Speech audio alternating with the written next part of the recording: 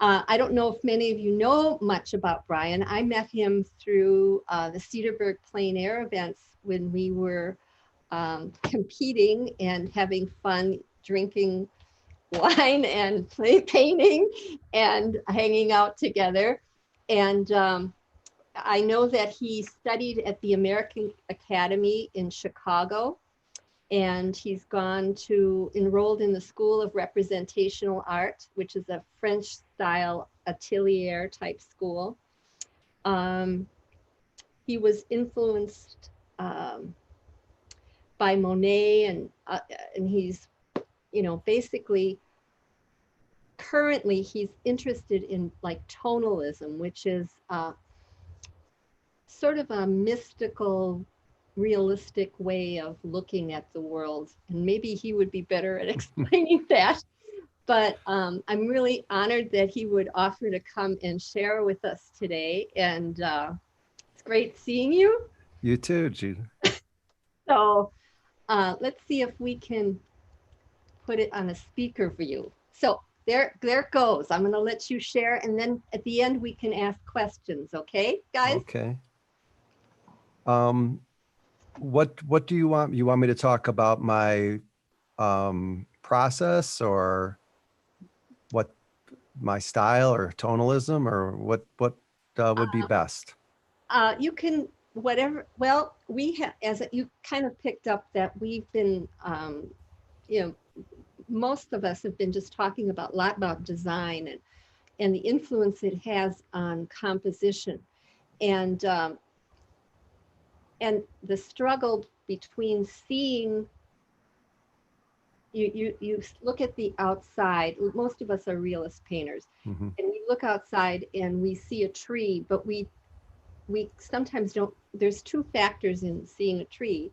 One is, the shapes that build the tree, but then what makes the shapes interesting and what gives them a design quality.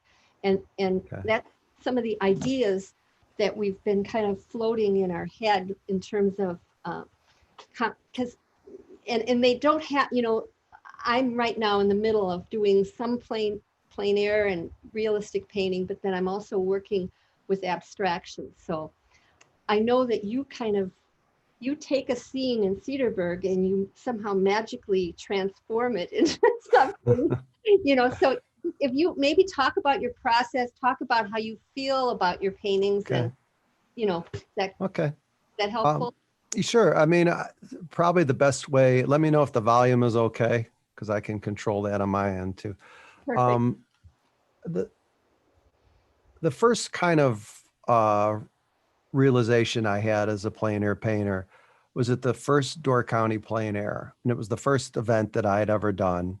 As I was driving to it, I didn't even know it was a competition. My wife was reading I brought half of my panels were 6x8s and half of them were 8x10. And then I found out as my wife was reading the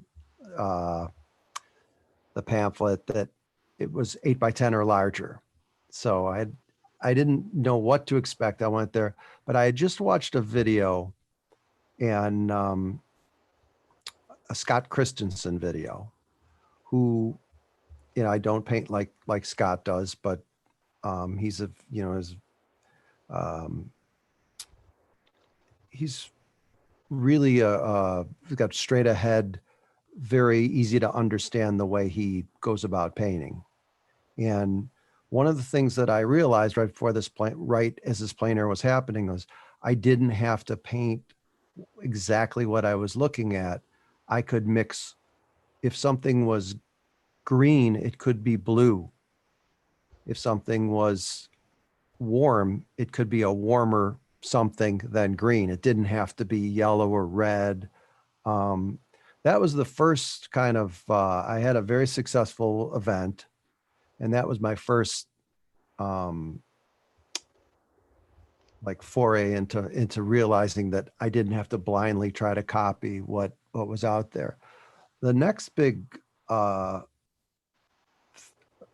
of epiphany that I had, I started out designing. When I went out and painted, I would put two trees on the one on the left and one on the right, and then paint everything in the middle. And my friends who were good designers would laugh, that I started art very late in life. I didn't start painting till I was in my 30s. I went to school when I was in my 40s. So I didn't understand anything about art. I started out painting very Picasso-like, the late period Picasso. I had a somewhat of an innate um, ability to design in 2 dimensions. But when I started doing plein air painting, that got completely lost because I got lost in that, trying to get space and understanding how to create that design within 3 dimensions. So um, flash forward to about 5 years later, 4 years later, I had a really successful event at Door. And my friend who lives up there, I came back the next year and he said, here's what you got to do. You got to start making drawings so that you understand what you're going to paint and you're not driving around looking for things. So that year that I had the really successful year, I painted 35 paintings. We struggled to find 5 that I could put in the event. The rest were trash. The next year, I came up a few days early. I did 120 small little, bigger than about 4x4 inch drawings, or 4x5, really fast 2-minute drawings. I did about 120 of these, and we went through the book and picked out the best drawings and what time of day would be the best time to go there. And that event, I painted 12 paintings and we had 7 of them, of the 12 that were able to go into the event. So for the next, probably from 2012 to probably 2017, anytime I went to a plein air event or did any kind of plein air, I always did preliminary sketches before I painted. And that really got the design aspect kickstarted, so that I made lots of bad design drawings, and then I made better ones, and getting the feedback from people that I trusted about what were the better designs and understanding why they were better. I started getting to the point where in the last year now, I've just been making up paintings in my studio during the COVID, based on my experiences, and then just designing them with no reference, with no anything. And the designs are so much stronger than they were 5-10 years ago. I do look at design and composition slightly differently. I mean, design, and then I also think of imagery as being different. So you could have a really not well-designed painting with really compelling imagery, like a mother with a dying child all the way in the left-hand corner of the canvas and nothing else. And it can still be very compelling based on the imagery. But when it comes to design, you want to have a strong design, hopefully you have a strong imagery and you have strong design, and your composition is strong. But I don't think in terms of, what's the word I'm searching for? Classical. I don't make my decisions on my painting based on composition. I make my decisions based on my intuition. When I get in trouble or not understanding why something is working, that's when I start looking at the composition, if that makes sense, or the design. So I like to paint innately, but when I'm really starting to, why isn't this working? Why doesn't this look good? Then I start looking at the design. Can I just, I'm not supposed to ask questions, but when You can ask all the questions you want. when you use the word design and when you use the word composition, does that mean something different to you? It does. And it's one of those weird things I can't even explain. When I think of design, I think of really kind of the pattern of what you're doing on top of the 2-dimensional space. It's that design. When I think of composition, I think kind of more of that is it an L? Is it a steel yard? Is it, is it coming into is the composition bringing you into the painting? When I think of design, I don't so much think of that. And I would tell you that 90%, if I do think about design and I'm conscious about it, it's a really simple thing. It's Papa Bear, Mama Bear, Baby Bear. And that is a bigger object, a secondary object, and a third object, and the balance of those three. So if I'm painting a picture of a tree, I've got the prominent tree. The second shape might be the cloud. I think in terms a lot because I draw in what they call Noten. I don't think of it as Noten. I think of it as, I know that it is kind of Noten, but I think of it as an armature. So when I do a sketch, I think in terms of I'm laying out the armature. So if I have a big tree and a band of trees that are behind that big tree, that big tree and the band of trees is one shape. It goes up for the big tree and then comes back down and swoops and goes, however it goes across the canvas. And if there's another tree in front of that, it juts down, and I'll draw that in a book is all black. So the only thing that lets you know one tree is in front of another is that it protrudes up or down or both from the trees that are behind it. So I think of that as like my armature. In terms of the composition, it's a subtle thing, but for me, it's different. It's just the way I think of things. I think design is the kind of the beauty in the way things lay out. Composition to me seems a little more formal. So, Yeah, in terms of like rules or something, you think of composition more in terms of how people would talk about rules? Yeah, the basic, a steel yard a circular composition, a diagonal composition. I do a lot of, I never really studied this or in composition, but I, for some reason, seem to do a lot of X compositions. So if I've got something going up, it's like in music, what they call it, contra, I can't remember my contrapostal or whatever it is. So you've got a note coming up in the bass and then a descending note in the treble.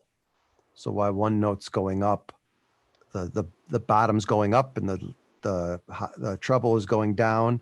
And that's what I think in terms of design. I'm usually counteracting something that's sloping in one direction with something sloping in another direction. And I'm very influenced by music in terms of the way I see art, because I was a musician way before I was an artist. So for me, like harmony, melody, those things, negative space, as a musician, there's times when you don't play, and that's as important as when you do play. When you paint, there's things that you leave out that are as important, sometimes more important than what you put in. And to give you an example, I was at a plein air event, and it was a foggy day, and I was painting on a wharf somewhere in, I think it was called Cambridge, not Massachusetts, this is Maryland, but and there was a guy there, very competent painter, and he was drawing the barge and the bridge going out to the barge. And on this barge was a red stop sign for the boats, tiny, it was smaller than a regular stop sign would be. And I was watching him paint because I was, 10 feet away from him painting a different scene, and he starts to put in the stop sign. The barge was beautiful. It was a gray, misty day, and he's got this red stop sign with the letters, stop written on it, and it's drawn pretty well.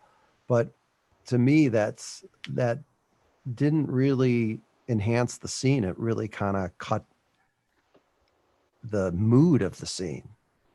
And I just, like, that stuff to me is very obvious. And I see a lot of very competent painters put those things in, because they're there. And that's not a reason for me to paint. I mean, I want to paint. Another example, I was doing another event in Michigan, and I was painting on a vineyard, and it was looking out into the water, and a guy came out and asked me if I was going to put, I can't remember what it was something down there. My whole palette was kind of purpley, pinkish, kind of purple pink kind of palette. And then there was some like really green, like really, almost chartreuse. I don't even remember the color combination. And this is the first time I'd ever conceptualized it. I never really thought about it, but he said, "Are you going to put that in?" And I turned and I looked at him and I said, if this was the colors of your clothes, would you wear that tie? And he said, no. And to be honest with you, like I'm pretty basic when it comes to this stuff. That's about where I stand on it. It's like, it doesn't matter if it's out there in nature or in your reference, if you're looking at a photo or you're making something up, whatever. There's a reason when you walk into a room, typically the walls aren't purple, the bedspread isn't green, the dressers aren't orange, unless you're in the Dick Tracy comic book. But there's a reason, and we all do that in our lives to some degree. We dress a certain way. We fill our houses with objects, and it's not a matter about matching the painting with the couch, but it's things that really clash. And nature, I mean, there's a real, I think, misunderstanding, because we get all these great, painters from the past, nature is everything. Nature gives us all our cues and everything, but nature can be very ugly. And people talk about fall color and how beautiful fall color is. Well, fall color is great if you've got that golden tree and then you've got that blue sky behind it, and maybe some ochre on the ground. That's great. But when you get the tree that's turned golden next to the green tree, next to the red tree, it's maybe pretty to look at, but when you isolate it and look at it, it's jarring. And there's certain color combinations. You typically don't see people wearing green pants and a red shirt, unless it's Christmas, and there's color combinations that just, some of them work better. And I think that it sounds so simple, but you'd be shocked at how many people, when it comes to their painting, ignore that reality. I think in my world, it's a reality. I was actually working on a painting today that it was accurate in terms of the color, and I just didn't like it, Mm-hmm. because of that very reason. And I ended up grading a bunch of things down, and I like it much better. And I was actually thinking about that, about the greens we have outside. They're so, green. And I look at a lot of great paintings, and they seem to like move them a little bit more into the neutral area, Mm-hmm. tone them down a little bit. And that's just, I'm getting more sensitive to what color, how the feelings you get from color. And that's where I think your tonalism really, you have, you're talking more about the emotion that you're feeling than the actual color of the scene. Aren't you more? Yeah. All that, when you look at paintings, most paintings are not that we all love and go to museums to look at. They're not academic paintings. And a plein air, unfortunately, because of the probably the competition behind it, and some of the leaders that are promoting, it's when you're forced to make images that will impress other people by their difficulty, you know, it's like there's a built-in difficulty factor, or by its looseness, or by its accuracy, whatever, you know, whatever some judge wants, you're cheapening art. You great when you go to a museum, and the great painters, I mean, there's secondary and tertiary painters in the world. But when you go to a museum, you don't see typically academic work. You see work that's usually is emotional and makes you feel something. And that's why people go really kind of crazy over Van Gogh or the Monet paintings or Whistler or Rembrandt. There's an emotional element to the painting. It's not just about rendering and capturing the light or capturing the, you know, somebody's likeness. I mean, when you look at a really good portrait painter, you feel like the painting, the girl with the golden earring. Is that what it is? Yes. Pearl. Is it Pearl earring? God. Pearl earring. Yeah, Golden Earring was a band in the 80s, I think. You know, you look at that painting, it's especially for when it was painted, it's just like a snapshot that somebody caught a person in mid-swing of turning their head around. And it's such a compelling image. And it's not about the likeness, it's about the capture of the spirit, which Rembrandt did so well, and, you know, some of the other painters. There's a lot of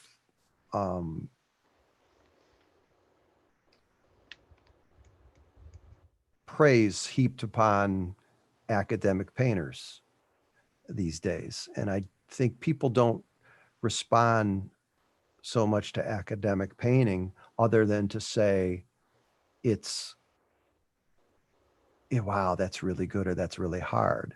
And I had a, when my daughter was younger, she was at a very young age had shown like pretty unusual ability for singing. And she was described that when she was 11 years old as having a smoky voice, which is kind of funny. But I took her, and I'm not going to diss some of the people that I criticized, but I played her some songs of people that were really considered, you know, great singers in this day and age. And they were covering James Brown, and they were covering Ray Charles. And I played her the Ray Charles versions, and I played her the James Brown versions. And I said, you see the difference? When you listen to so-and-so, you say, wow, she's an amazing singer. Wow, look at all that stuff she can do. When you listen to Ray Charles or James Brown, the hairs stand up on your neck, because when Ray Charles sings "Oh Beautiful," you know, you want to stand up and you know, cry or cheer or whatever. It's not about saying, wow. Even Bob Dylan, who, you know, a lot of people say, well, you know, Bob Dylan can't sing. When Bob Dylan sings like a Rolling Stone, there's kind of nobody that can sing that with the pointed attitude that he has. It's genuine. And that's what I'm after in painting. I'm not after wanting to impress people with my ability. I want to move somebody in some way. You know, that's one of the things that really impressed me about the class that we were taking, I was taking. He kept talking about really working at knowing yourself and knowing your own voice. Mm-hmm. And that is a really, it really, you have to let loose of everything else in order to really do that, I think. I mean, I feel like I'm learning how to do that. And that's one of the things I've really appreciated about taking the class from him, because he wouldn't show us how to do something. He just said, try putting this shape, try putting a shape down and put another shape down and see what happens. It was like you had to, feel this thing. And I found that to be really challenging. I was wondering if you would feel comfortable sharing some of your either from your website or any images that you have, and talk a little bit about, why you approached the painting the way you did, or what you were thinking about when you made that painting. Could you share? Do I share it on the screen or? Yeah. Do you know how to share anything on the screen? No, not really. I think so. The share screen thing. Yeah, it's in the middle, and you go there, and then you click on, let's see, in the corner in the lower left, it says share. I got it in the middle of the screen. Share. Okay, but then in the lower left corner, it says share. I've got join audio and start video in the lower left. Okay, in the middle of the screen, in the middle of your screen on the bottom, it says share screen. Right. And it says host disabled attendee screen sharing. I know, I gotta okay, I'll let you do that. Now, do you want me to bring in a painting and just hold it in front of the camera? No. Okay. I'll tell you what, if you don't want to do that, I can share my screen, and then you can talk about it. Okay, that's fine. You could do that. That might, if you feel more comfortable with that, Okay. that's okay. All right, here we go. I got to close a bunch of stuff here.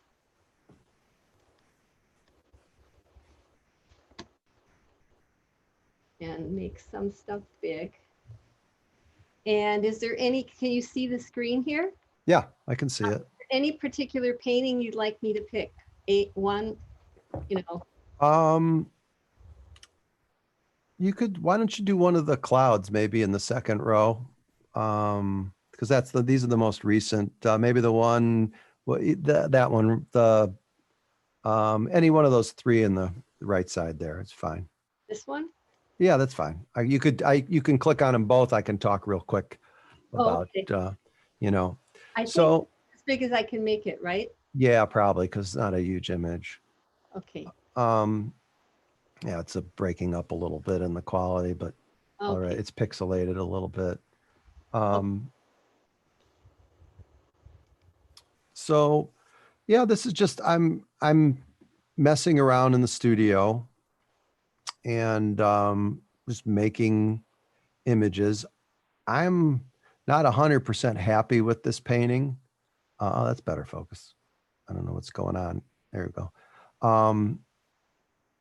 It seemed to get a lot of people, when I posted it on Instagram that liked it. I'm end up putting it in the door thing this year for a small painting. But I'm making shapes and colors, and I'm doing so many of these little paintings that I'm trying to do different color combinations on all of them. So like, I'm not really happy with the ground color.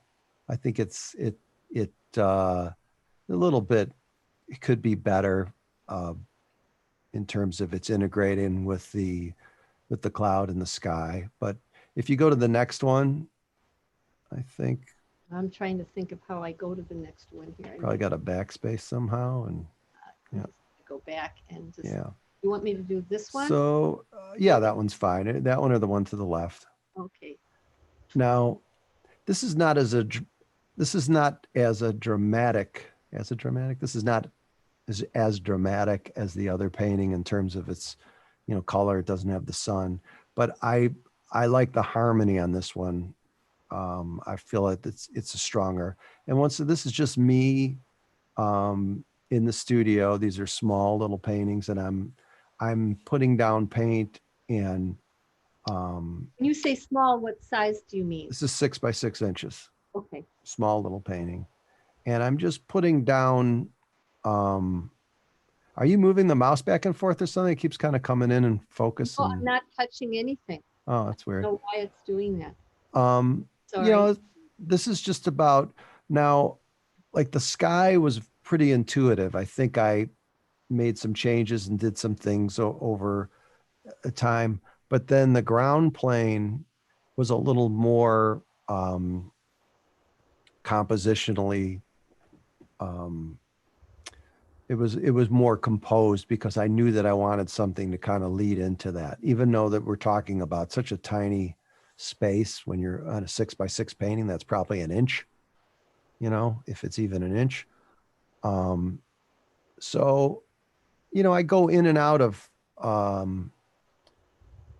thinking and sometimes I'm thinking, sometimes I'm just reacting, and sometimes it's both. But I know that I probably spent a little more time. At one time, I think the ground plane was actually a water, and it was the lake, and I had a big swooping sky on there, and then I changed it. So um, it's me reacting to the overall design. Like, do I like this? Does this look good?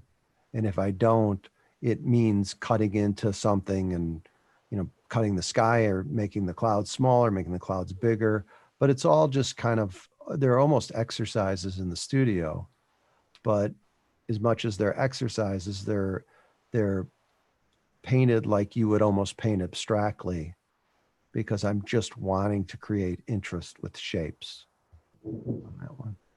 So if you go down back to the next, to the one to the left of the one we started on.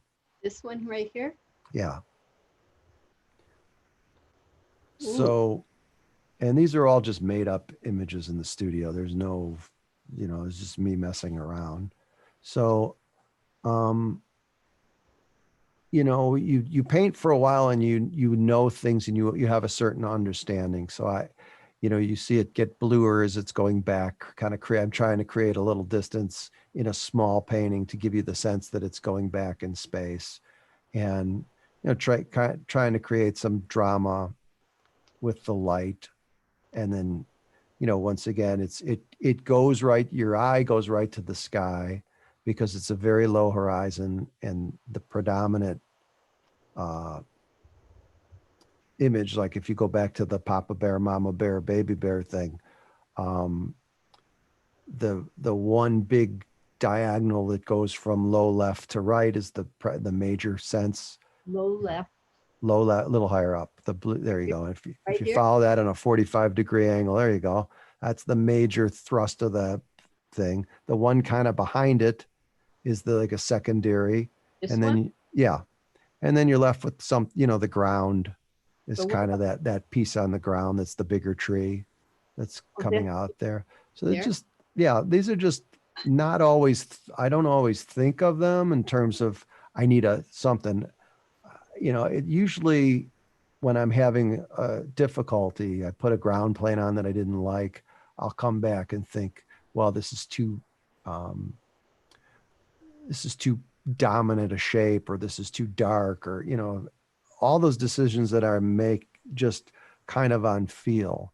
When I started these cloud paintings about these little ones about the beginning of the quarantine, the trees were much bigger on the ground plane. And as I've gone on with these, I keep making them smaller and smaller because I want to emphasize the sky. So if you go back, Okay, go back. Here we go. All right, should we look at this one? I Or want to go down the one below it. right here? Yeah. This painting is got much more design to it than the others. The cloud has a real uh, design shape.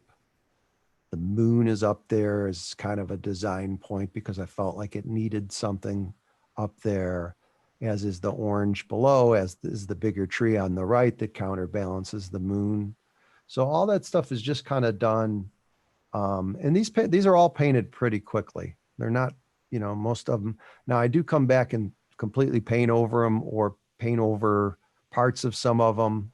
Is that, you know, so I'll have 20 paintings, and then at the end of the, you know, I'll work for 4 more days and I'll only have 28 because I went in and ruined a few or whatever. And then I come back and bring them back or completely paint over them. But this particular painting, um, I didn't plan on the sky being like that. It just was the way the shapes came about. And sometimes it literally just making shapes and cutting in and like sculpting and finding shapes that I like. But this one, I think, has a more design about it. So I want to go back to Okay, we'll go back. yeah. Now, what would you like to So I'm going to show you one more. Actually, if you could go into artwork on the website, right. which would be artwork, and then go into oil acrylic. Oh, I don't know what happened here. Okay, Just oil click. and acrylic. Yeah. There. So, This is difficult to see, like this tree here. This is mhm. something that I would have recognized just in your work, but go ahead. Well, um, if you look at the top, um, let's click on the green one in the second row on the right. On here? Yeah. So this is a small painting again. And this is an aerial view of the New York harbor. And I've done enough of these. So if you click out of this, let's see. Oh dear, I'm sorry. It's all right. Okay. What would you like me to pick next? Scroll down to the bottom. I'm just curious. I haven't been on the website in a long time. I want to see what's on here. Okay. So click on New York, Morning New York. This one here? Yeah. So I've done a lot of these paintings, and this one and the other one I showed you was from references. So go back again. I think it won't let me. I'm going to have to go back all the way, and then I'm going to end up out of here. I'll go back on here. You know what? Just go to the home page. You can go to the home page. Oh, this is fun. I'm on the art page again. Oh, by the way, that painting that I was talking about was in the fourth row on the far right that I said that I was painting that the guy wanted some kind of. This one? No, far right. This one. Yeah. That was the one I was talking about, that the guy wanted to put something really kind of green, like chartreuse green in there. And that's the one where I asked him, does this look like it needs, green? Would you wear that if it was a tie? But the thing is, what time of day was it that you were painting this? Really early morning. I started when it was dark. It was dark. So it does have like a dusk or a dawn feel to it. Yeah, it was very early. So I painted, and as the light came up, and and just and that's a vineyard. I mean, all the stuff kind of in front of the major tree line and back was the tops of those vines, which are green. They're very green, and I just didn't find the color that appealing. So it didn't match the mood of the drawing that I had sketched. I didn't think a really green looking, unless I'd painted it. I don't know. To me, that's how the atmosphere kind of felt that day. And the strange thing about color is it's a mood that you feel. I mean, if you really capture kind of a feel of something, and someone is out there watching you paint, they might say at the time, and this has happened to me, well, do you see that color? Is that what you see? But if you go back and see it on a wall in a gallery, and you don't have the subject in front of you, you'll say, oh yeah, I remember that day. It looked just like that. Because we don't associate all the nuances of color. It's not how our memory works, unless you're really taking in a scene and you tend to get the feel of the scene, not so much the color, per se. So all these nocturnes that I did, if you go back, hit the home page again, right? There you go. So I only have one of them here. I have more of them on my Instagram. So the first row on the far right there. First row, far right. Oh, first row, far right, wrong side. Wrong side. I'm a little ambidextrous or something. Here we go. Okay. This one. So because of all those, and I have way more than we saw on that page, it allows me to make paintings like this And this is a painting that was just created in the studio. So there's no reference for this or anything. It's just, But you've painted the scene so many times that you have a feel for it. well, I understand how things are going to look, how they're going to go into the distance, how things are going to kind of fade into the distance, how light is going to reflect on the water.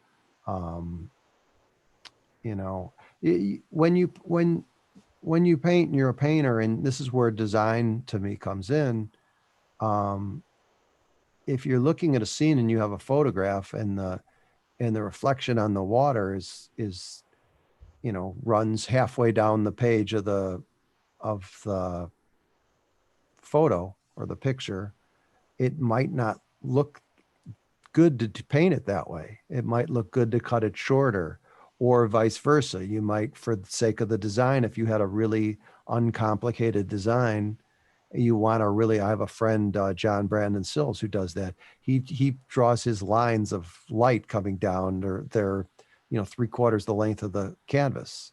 It's a stylized way of painting the light. You have to find the things that work within your design, your painting. There's no real stock rules for how you develop your own sensibilities. It's just it happens from painting, repetition, and that's kind of how you find your own voice. I mean, it's maybe cliche to say, but if you want to find your own voice, just paint. Keep painting, because eventually you will. And if you embrace your faults and understand that you have certain faults and certain tendencies, you'll probably find your own voice faster than well, it's funny, but I mean, there's a lot of people that are very unaware, or they're not self-aware, and they look at other artists and they think, I want to paint like him, and I want to take I want to take a workshop from them. But if you're somebody whose natural inclination is to paint like Van Gogh or something like Van Gogh, and then you're going to study with someone who paints like I don't know, Frederick Lord Leighton or Bouguereau or somebody like that, and that painting really excites you, but your natural inclination is to paint kind of a looser thing. You're not somebody who, or vice versa. You paint in the style of like a Bouguereau or somebody who's very there's a lot of drawing and very high render, and you take a class from somebody that you see who paints like a Van Gogh, and it's going to be frustrating because that's not your natural inclination. And I'm a big believer in being self-aware and understanding. I think I gravitated towards tonalism. I'd never had any thoughts about being a tonalist. It just kind of happened naturally, because when I go outside and paint during the day, I undershoot the values. I don't paint super high contrast. I just don't. It's hard for me to do. I just feel uncomfortable doing it. You have, well, that was in this other, where was that? Up here. I wanted to look at this one. Like you had, this is pretty high contrast. Yeah, it is. It's high contrast because it's the sky, it's kind of back. But it's still a very simple, dramatic kind of, one of the things I was thinking about when you said that you were a musician first, because my husband's a musician, and we were at dinner with some friends who were musicians, and he was saying they were naming chords, like F chord or C chord, and they would say a color they would see. And it was so weird because when they would hear, they'd talk about a certain chord, they say, oh, I feel blue or I feel red. And I don't know if that's not really germane to but it's interesting to me that they both had that association with a color. Do they do a lot of drugs? No, they were actually a church group that were doing music together. And, no, they didn't do a lot of drugs. But that's, there's an artist, I think it's Kandinsky, who had written a book called it was about the spirituality of color.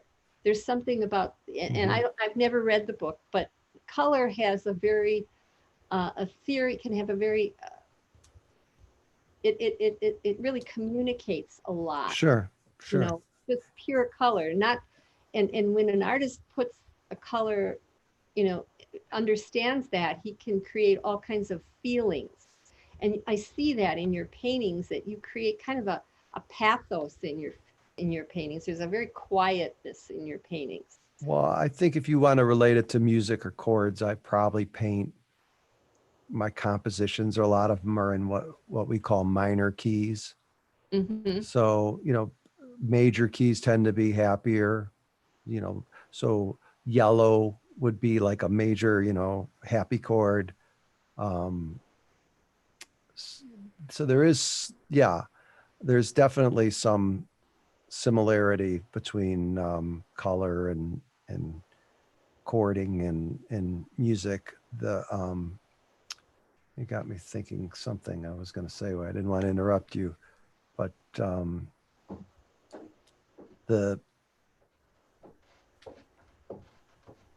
I think, we talk about minor key or low notes, playing in painting in a low key versus painting in a high key, which is the same in music. It's up on the, you're up on the keyboard or on the instrument, or you're in the bass area of an instrument. So I tend to paint more in that lower register. My paintings tend to be more often than not in the darker space.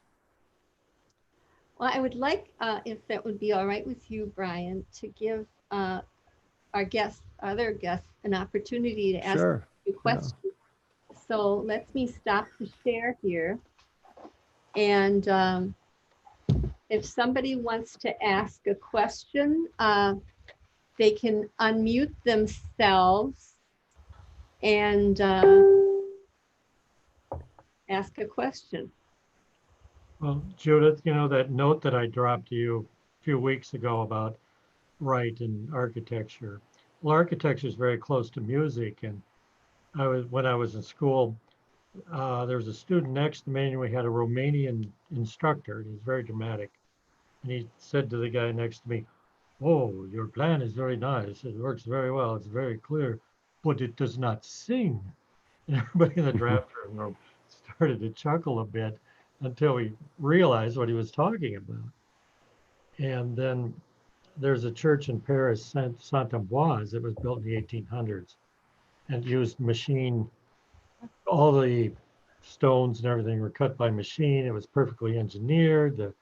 The vaults crossed like they were supposed to, and it was boring as heck and cold. And then you go across the river to Notre Dame. Well, it's all crooked arches and everything, and the stones are all worn. But it's got a heart and a soul to it that, same style, but one is rich and the other one isn't. But so that came to mind. But that's so true.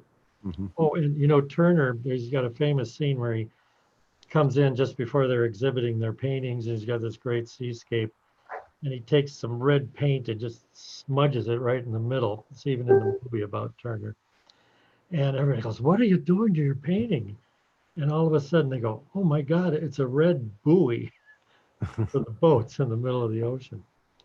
And I did a painting of a French streetscape, and that's a very gray city and everything.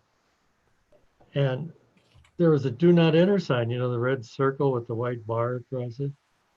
I put that in there, and the eye goes right to it. Said, "What's that off?" It's a bullet hole, right there. Yeah. It's done, why you put a stop sign in. So that was a very interesting story, commentary. Thank you. Sure. We're human beings, Yeah. and there is an attraction to things that are human, that have error, that have all the things that make us what we are. We're not machines. And I remember back in the 80s when drum machines came out, everybody was saying how it was going to replace the drummers. And people don't like perfect beat.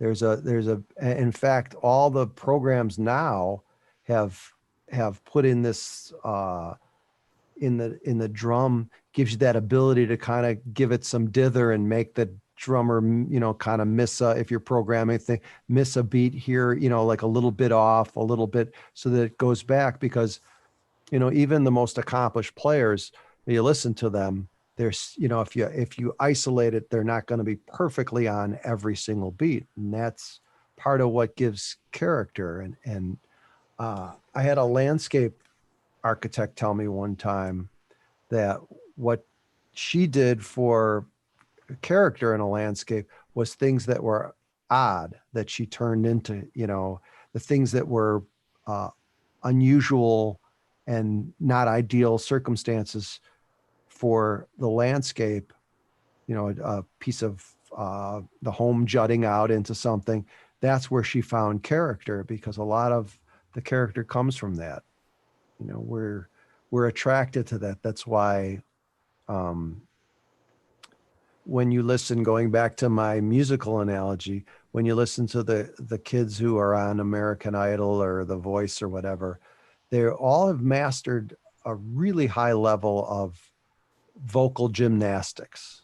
They can really sing and do the trills, and they're very accomplished on that end. But that end of moving someone, to get someone to feel or cry, or the uniqueness of the sound, people like Neil Young or Bob Dylan, or that have very unusual voices that really move people, have that ability. And some of that is just, it's the character comes from a lot of our faults, I guess, but no, or inadequacies. I mean, we're just, it's what makes us unique and individual. It's the things, you look at someone like Cezanne, and you look at Cezanne's early paintings, and they're not at the level of his contemporaries in his early work. He didn't have that draftsmanship skill that Degas had, or some of the other painters. But when you get, remember walking around the Washington Gallery, the National Gallery, and going from room to room chronologically, from medieval times to through the Renaissance to or is medieval times after the Renaissance, whatever. I have to watch Renaissance. Yeah, I have to watch Braveheart again. So, but when you walk into the Cezanne room and you see the Cezannes, and it's like there's nothing like it in the history of art. You walk in that room, if you walk through the museum chronologically, and all of a sudden you open up into that, it is so modern compared to everything else in the world.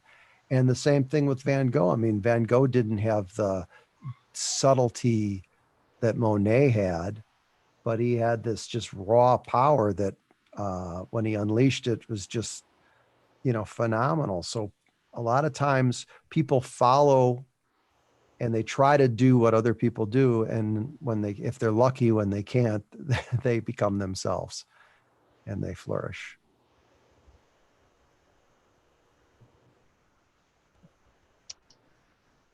Any other questions?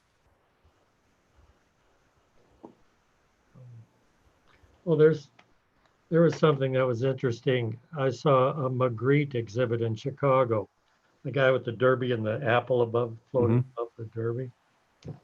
And he had it's a famous painting when this is not a pipe. Right. And he perfectly drafted a French pipe, but the point was, this is a painting. This is not a pipe. No matter what you do, you're not going to make a pipe out of that. Mhm. So you should treat a painting as a painting, and reality is something different. Yeah. You should, Yeah. you No, can't- I think one of the biggest mistakes that I was taught when I started plein air painting was that, oh, you have to match the color, you yeah. have to match the value, and really, I looked at the winners, and they didn't always do that. The people that really did the paintings well, they did not.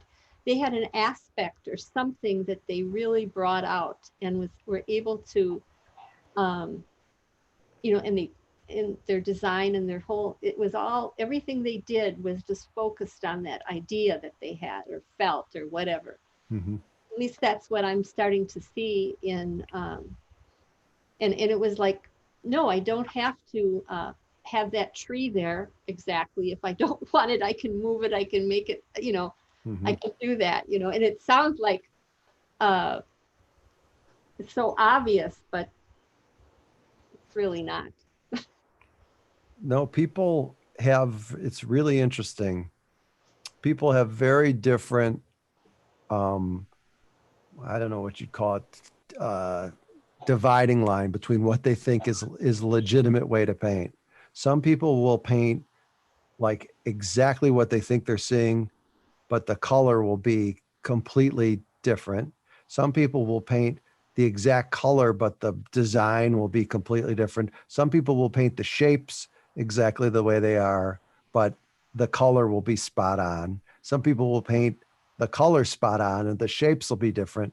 And some people will move trees around, move them back. It's like everybody in their mind has this thing about what they think is valid to do. You know, some people paint everything, all the electric lines and the electric, poles, cars, everything in a landscape. And some people minimalize everything down to just the bare bones, which I'm closer to that school than the other school. But, it's interesting. We have all these kind of, almost rules that we create in our own heads about how, what we're supposed to be doing. And really plein air is it's open air. It just means painting outside. So there really are no rules to what you do. And there's no badge of honor for painting something plein air. I see people that say that this is 100% plain, don't come, it's like, 100% plein air that's 80% crap doesn't matter that it's plein air. It's, it's the end result. I mean, if you're doing a competition and everybody else is doing plein air, obviously you want to be painting plein air, but the idea that you get some kind of an award and then you add the difficulty factor. Why not just have people go out and make them tie one hand behind their back or make everybody stand on one leg? If it's all about, the difficulty of, you're not going to get when somebody looks at your painting 25 years from now, they're not going to stop and read the little placket that says this was 100% painted outside if they don't like the painting. They may discover that later and, oh, that's interesting, but you have to look at a painting and engage or feel engaged. You want to look at the painting. You want to take the time to look at the painting, and it doesn't matter, how it was done. If it's a good painting, it's a good painting. If it's a bad painting, it's a bad painting. That's my thought. Anybody else? Does anybody have any more questions today? Are we, let's see. Well, I have an observation. I Oh, like your idea of doing multiple sketches of when you're out in the field or wherever you are to find out what the pattern or designs that are going to work the best. Uh-huh. I like that idea. Yeah, it's in the long run. I used to do it when I would do quick paints too. And the people will be out there and they're, racing, to get their stuff done. And they're starting to paint the second the buzzer goes. I try to have it done before Yeah. the thing. But if I happen to be somewhere and I don't have the time, now I'm a little more comfortable designing on the canvas, and I use acrylic paint. So acrylic paint dries really, it's not a problem to move stuff around. But in the long run, that and pre-mixing all your paint will save you a lot of time. So like when I would do a quick paint in Door County, you have 2 hours to paint it, slap it in the frame, and you're done. I'd sit there for probably the first 20 minutes just mixing paint, getting the colors that I wanted to look right on my palette before I'd even put them on the canvas. And it seems like, oh, you're burning time. You got 2 hours, but once you've got the colors laid in and then you put them down and then everything's kind of down, then you can see, oh, that's too, whatever. And you make your adjustments. When you're just putting everything down on the fly, it's difficult. So I think anything you can do design wise for the drawing, color wise.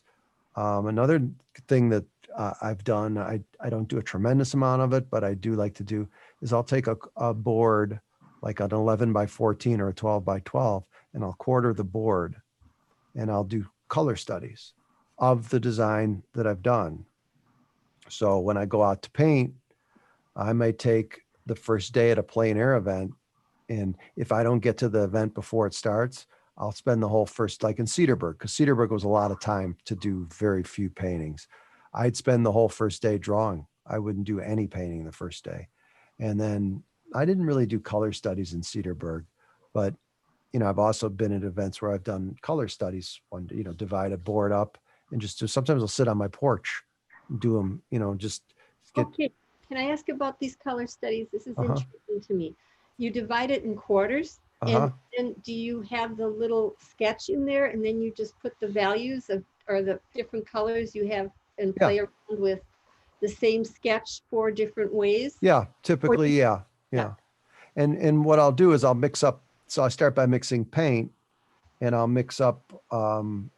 One of the earliest ones I did of this, I painted. I was able to see the harbor, but it was during the day anyway. It didn't really matter. I sat on my balcony and mixed up paint to do the Ephraim yacht club area, and I did 4 paintings somewhere. I have the original board somewhere. And I mixed up odd color. I don't think I was trying to be odd, but it was a very kind of a mauvey gray colors. And then every time I did the new, I think I liked the first one out of the box. So every time I did one after that, I just would add like yellow to the lights or the darks, or the dark. I don't think I changed much because it didn't matter. But I would add a little yellow, or I'd add red, or I just, so it was basically the same design, very similar kind of monochromatic color, but it shifted as it went through. And then really dramatically different, I went to in Fish Creek one time. I went to the end of the wharf and painted 4 completely different. It was the night was, it was about 6 or 7 o'clock, but I painted it as it kind of was, the sun setting, the sun, really blasting the sunset, and then nocturne. And not. Basically, it was like sequential paintings. Yeah, but it wasn't sequential in what was really happening in life. It was just sequential as I imagined it would. Oh, okay. It would work. But I mean, I've had that. I've been in an event like, I was in one in Michigan, and they were having a party at this winery, and we were allowed to paint on the balcony. And I think only me and like 1 or 2 other people painted. Everybody else was just drinking wine. And I started painting this painting, and then of course everybody's drinking. And then, when you're one of only a couple people painting, everybody starts gathering around you. I'm like, what are you painting? And I painted the sun, like going sunset with cloud. There wasn't a cloud in the sky.